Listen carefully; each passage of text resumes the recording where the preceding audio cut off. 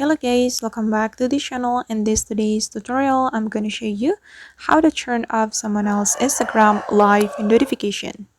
Alright guys, here I have opened my Instagram application on my phone, and first of all we can open our Instagram profile. We can click on this profile icon and click on these three lines on the top right corner, and here we have opened the Instagram setting, and we're going to open the notification setting. Click on this notification setting, and here if you want to turn off someone else's Instagram live notification, you have to select live and reels, and on the live videos option you have to click on this off option.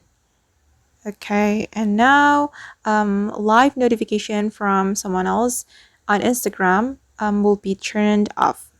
Alright guys, and that's how we can turn off someone else's Instagram live notification. I hope this tutorial will be useful for you. Thank you so much for watching. Don't forget to like, comment, share, and also subscribe to the channel. See you on the next video.